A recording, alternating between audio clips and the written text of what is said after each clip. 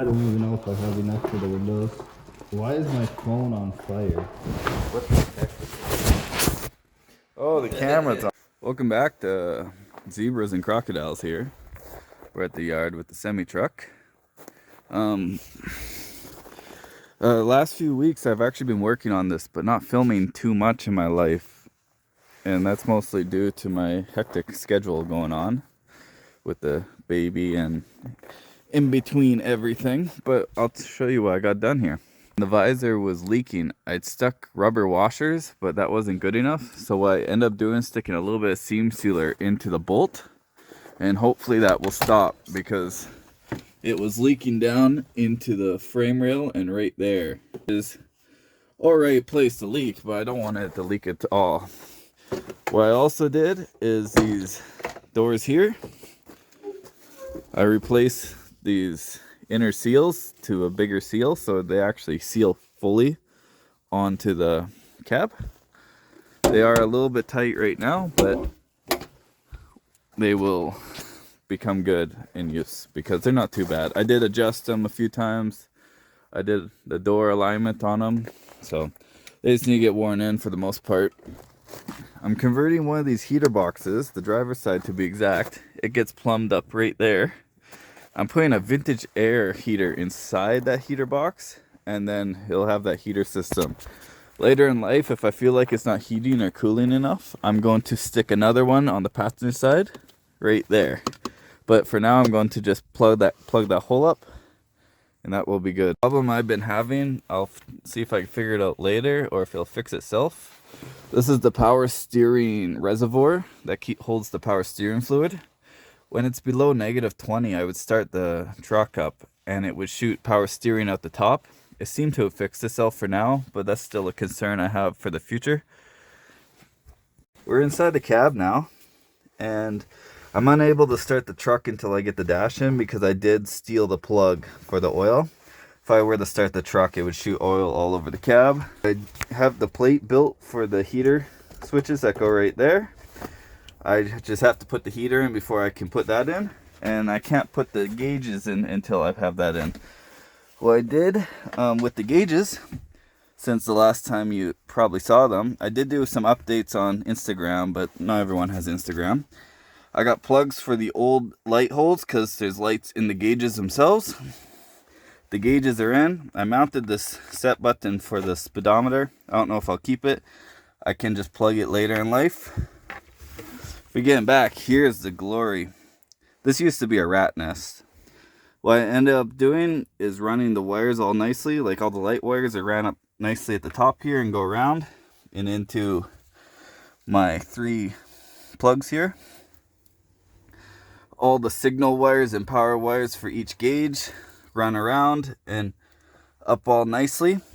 And I made it so easy. I could change a light now. If I need to change like a warning light, I have plugs right there to change it. It's just a lot nicer. I did match everything up, so if I ever have to come in here in the future, I kind of know what's going on. Plus I have these videos, but this is a lot nicer than having to jam that rat's nest into there. I have it ready for the new airlines, and it's good to go in when I have the heater in. Thing I'm doing right now is I'm actually repairing the plate that goes in here for the shifter. So the shifter plate will be back on, and soon I can put the shifter back into place. I do have to clean up the floor because the floor is getting pretty messy, but I have all the wires ran under the floor now, so I don't have to lift the floor anymore. So once I get the door panels in and those last side panels there, I'm able to put the seats back in the truck, and the truck would almost be ready to go.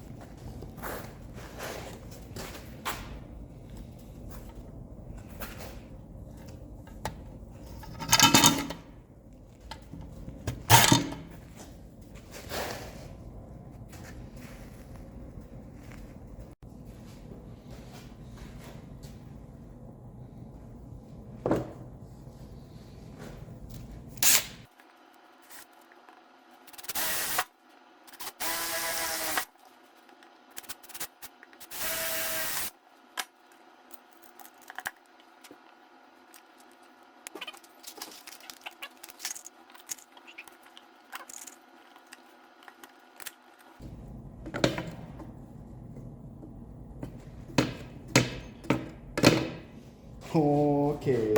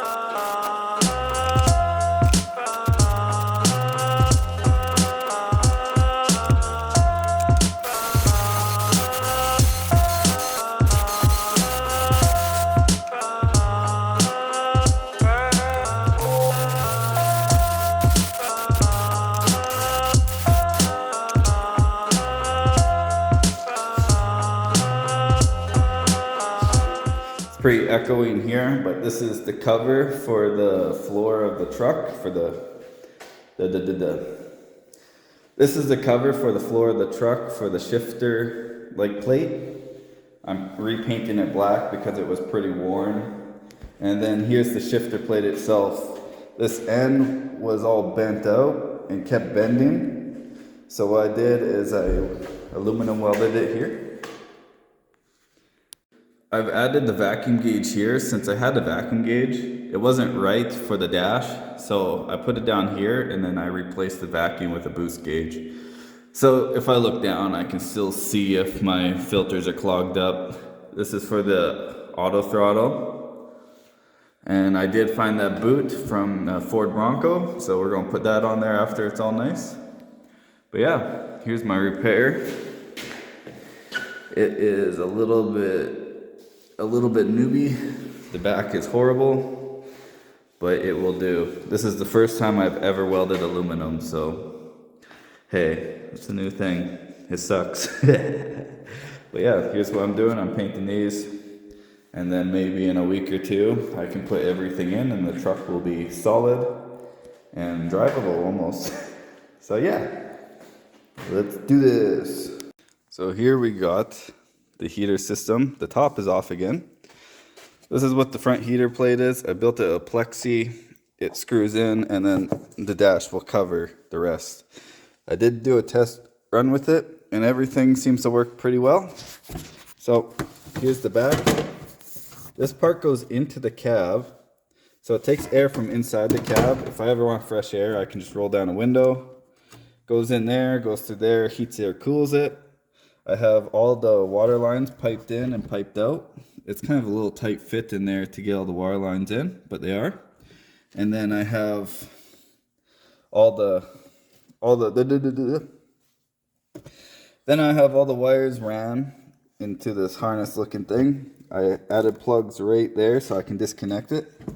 And then after that, I ran loom going up into the cab and enough loom to get to the heater controls. So this goes under the cab, plugs in there for air. I am going to build a filter system because I don't like to have no filter on a semi-truck. And then we have our two function air coming out of here and into the cab, which I will show once I install this why it's kind of like this, but it'll make sense once it's in.